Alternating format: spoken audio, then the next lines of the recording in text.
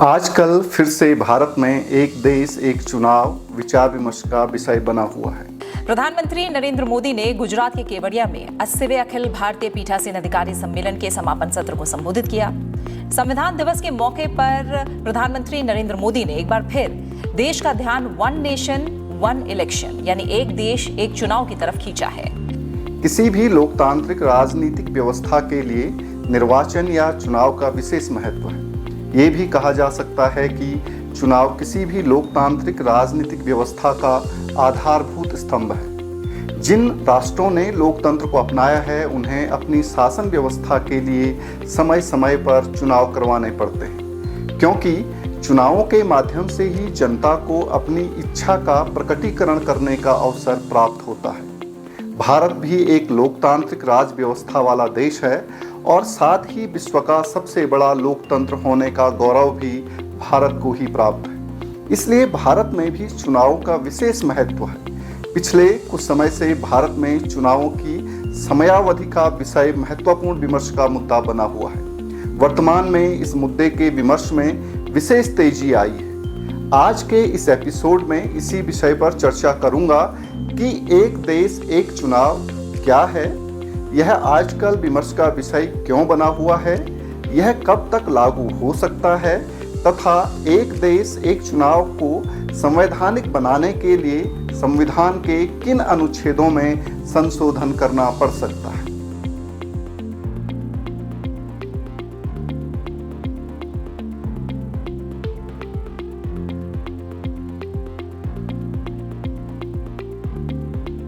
नमस्कार। आजकल भारत में फिर से वन नेशन वन इलेक्शन या एक देश एक चुनाव विमर्श का मुद्दा बना हुआ है। 18 सितंबर 2024 को केंद्रीय कैबिनेट ने एक देश एक चुनाव के प्रस्ताव को मंजूरी दे दी है। इसका आशय यह है कि अब सरकार बहुत जल्द एक देश एक चुनाव के प्रस्ताव को विधेयक के रूप में संसद में पेश कर सकती है। पिछले कुछ सालों से एक देश एक चुनाव का मुद्दा काफी गरमाया हुआ है। कई राजनीतिक दल इसके पक्ष में तथा कई राजनीतिक दल इसके विपक्ष में हैं। इसके समर्थक और विरोधी भी अपने अपने तर्क देते हैं। आज के इस एपिसोड में एक देश एक चुनाव के विषय पर विमर्श करूंगा और इसे सिलसिलेवार तरीके से भी आपके सामने रखने की कोशिश करूंगा। आप वीडियो को अंत तक देखिए और चैनल को सब्सक्राइब भी कीजिए। मुद्दे पर आगे बढ़ने से पहले तो यह जानना ही आवश्यक है कि एक देश एक चुनाव क्या है। एक देश एक चुनाव का सामान्य सा अर्थ यह है कि देश में सभी चुनाव यानी लोकसभा, विधानसभा और यहाँ तक कि पंचायतों और नगरीय संस्थाओं के चुनाव सभी को एक साथ करवाया जाए और यदि कोई सदन निश्चित कार्यकाल से पूर्व ही विघटित हो जाता है तो उसके लिए वैकल्पिक व्यवस्था की जाए। लेकिन एक देश एक चुनाव के संदर्भ में यह जानना भी आवश्यक है कि वर्तमान में भारत में लोकसभा, विधानसभा और पंचायतों एवं नगरीय संस्थाओं के चुनाव की व्यवस्था किस प्रकार की है। देश की वर्तमान चुनाव प्रणाली में लोकसभा एवं विधानसभाओं के लिए 5 वर्ष का कार्यकाल निर्धारित है तथा लोकसभा और विधानसभाओं के चुनाव सामान्यतः 5 वर्ष के अंतराल में होते रहते हैं। संविधान के अनुच्छेद 88(3) में लोकसभा के कार्यकाल को 5 वर्ष निर्धारित किया गया है, किंतु लोकसभा को इससे पूर्व भी विघटित किया जा सकता है। इसके साथ ही संविधान के अनुच्छेद 172 में विधानसभा का कार्यकाल 5 वर्ष निर्धारित है, किंतु इसे भी 5 वर्ष से पहले विघटित किया जा सकता है। विघटन राष्ट्रपति शासन एवं मध्यावधि चुनाव के कारण देश में लोकसभा एवं विधानसभाओं के चुनाव अलग अलग समय पर होते हैं। यह भी देखा गया है कि राज्य विधानसभाओं के चुनाव पूरे वर्ष भर देश में होते रहते हैं, क्योंकि प्रत्येक राज्य की विधानसभा का कार्यकाल अलग अलग समय पर पूरा हो रहा होता है। पंचायतों एवं नगरीय संस्थाओं का कार्यकाल भी 5 वर्ष निर्धारित है। इनका चुनाव करवाने की जिम्मेदारी संबंधित राज्य के राज्य चुनाव आयोग की होती है। इसमें भी प्रत्येक राज्य में अलग अलग समय पर स्थानीय स्वशासन की संस्थाओं के चुनाव होते हैं। ऐसा नहीं है कि भारत में पहली बार एक देश एक चुनाव की बात हो रही हो। इससे पहले भी भारत में एक ही समय पर लोकसभा और राज्य विधानसभाओं के चुनाव होते आए हैं।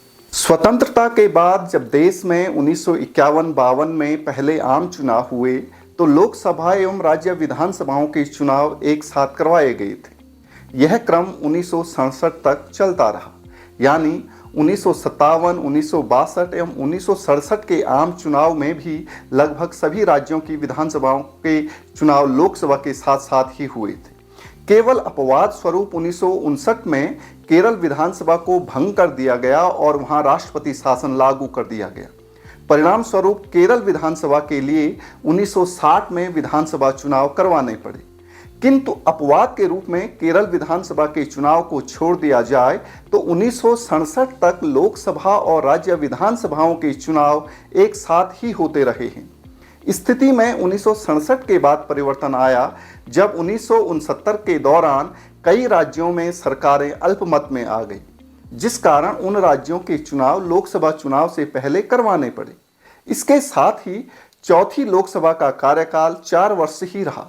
कांग्रेस पार्टी के आंतरिक संघर्ष के कारण प्रधानमंत्री इंदिरा गांधी ने चौथी लोकसभा को एक साल पहले 1971 में ही भंग करवा दिया, जिस कारण 5वीं लोकसभा के लिए 1971 में ही चुनाव हो गए, जबकि अधिकांश राज्य विधानसभाओं का कार्यकाल 1972 में पूरा हुआ और वहां 1972 में चुनाव हुए।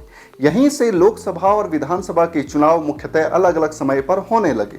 हालांकि यहाँ यह बात ध्यान देने योग्य है कि 1952 से 1967 के बीच भारत में लोकसभा और विधानसभा के जो चुनाव एक साथ हुए वो बस एक संयोग मात्र था। उसके लिए संविधान में कोई प्रावधान नहीं किया गया था। किंतु वर्तमान में जिस एक देश एक चुनाव की बात हो रही है उसके लिए संवैधानिक प्रावधान किए जाने की बात भी हो रही है। एक देश एक चुनाव के मुद्दे ने भले ही पिछले कुछ समय से जोर पकड़ा हो, लेकिन भारत में पिछले कई वर्षों से इस विषय पर कुछ न कुछ बातचीत होती रही है। तो यह जानना भी आवश्यक हो जाता है कि एक देश एक चुनाव के विषय पर देश में कब से क्या क्या बातचीत होती रही है। एक देश एक चुनाव का मुद्दा भारत की राजनीति में कोई नया विचार नहीं है। पिछले कई वर्षों से इस विषय पर बातचीत होती रही है। हाँ, यह जरूर है कि पिछले 1-2 सालों से इस विषय पर विमर्श तेज हो गया है और अब यह संवैधानिक प्रक्रियाओं के अंतर्गत भी आने लगा है। 1968-69 के बाद जब भारत में लोकसभा और विधानसभा के चुनाव अलग अलग होने लगे तो इसके ठीक 14 वर्ष बाद ही एक देश एक चुनाव पर चर्चा आरंभ हो गई। सबसे पहले चुनाव आयोग की वार्षिक रिपोर्ट 1983 में एक देश एक चुनाव की बात कही गई। इसके बाद विधि आयोग ने 1999 में अपनी 170वीं रिपोर्ट में लोकसभा और विधानसभा के चुनाव एक साथ करवाने का समर्थन किया था। 2018 में विधि आयोग ने एक साथ चुनावों के कार्यान्वयन का समर्थन करते हुए एक मसौदा रिपोर्ट प्रस्तुत की, जिसमें एक देश एक चुनाव के लिए चुनावी कानूनों में बदलाव की सिफारिश की गई। इसमें एक साथ चुनाव करवाने से संबंधित कानूनी और संवैधानिक बाधाओं और संसाधनों की जांच की गई थी। विधि आयोग ने सुझाव दिया कि एक साथ चुनाव केवल संविधान में उपयुक्त संशोधन करने के बाद ही संपन्न किए जा सकते हैं तथा कम से कम 50% राज्यों को इन संवैधानिक संशोधनों की पुष्टि करनी होगी। 2 दिसंबर 2023 को केंद्र सरकार ने पूर्व राष्ट्रपति रामनाथ कोविंद की अध्यक्षता में एक देश एक चुनाव पर एक उच्च स्तरीय समिति का गठन किया। 14 मार्च 2024 को एक देश एक चुनाव पर बनी उच्च स्तरीय समिति ने राष्ट्रपति को अपनी रिपोर्ट सौंपी। 18 सितंबर 2024 को केंद्रीय कैबिनेट ने एक देश एक चुनाव के प्रस्ताव को मंजूरी दी। एक देश एक चुनाव के प्रस्ताव को केंद्रीय कैबिनेट ने अपनी स्वीकृति दे दी है। अतः अब यह तय है कि बहुत जल्द सरकार संसद में संविधान संशोधन विधेयक लाएगी। लेकिन सवाल यह है कि यदि एक देश एक चुनाव के प्रस्ताव पर संसद में संविधान संशोधन विधेयक लाया जाएगा तो सामान्य तौर पर संविधान के किन किन प्रावधानों में संशोधन हो सकता है। इसके साथ ही इस विचार के क्रियान्वयन के लिए क्या क्या और कदम उठाने पड़ेंगे, इस पर भी एक नज़र डालते हैं। एक देश एक चुनाव के विचार को लागू करने के लिए यह जरूरी है कि चुनावी व्यवस्था में संशोधन के लिए सभी राजनीतिक दलों की सहमति प्राप्त कर ली जाए। एक देश एक चुनाव पर बनी उच्च स्तरीय समिति ने अपनी रिपोर्ट में स्पष्ट किया है कि इस संबंध में 47 राजनीतिक दलों ने अपनी राय दी। जिनमें से 32 राजनीतिक दलों ने एक देश एक चुनाव का समर्थन तथा 15 राजनीतिक दलों ने इसका विरोध किया। एक राष्ट्र एक चुनाव को संवैधानिक बनाने के लिए संविधान के कुछ ऐसे अनुच्छेद हैं जिनमें संविधान संशोधन प्रक्रिया के द्वारा संशोधन करना पड़ सकता है। इनमें प्रमुख अनुच्छेद स्लाइड पर लिखे गए हैं जिन्हें आप देख सकते हैं।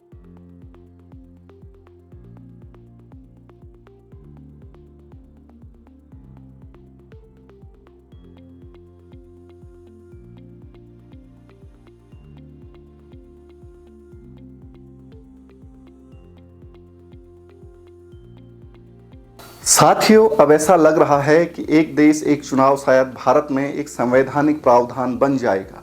हालांकि यह कहना संभव नहीं है कि कब से भारत में लोकसभा एवं विधानसभा के चुनाव एक साथ होंगे। इस एपिसोड को यहीं पर समाप्त करते हैं। अगले एपिसोड में एक देश एक चुनाव पर बनी उच्च स्तरीय समिति की सिफारिशों पर चर्चा करूंगा और साथ ही इस अवधारणा के पक्ष और विपक्ष में कौन कौन से तर्क दिए जा रहे हैं इस पर भी बात करूंगा। तब तक के लिए धन्यवाद।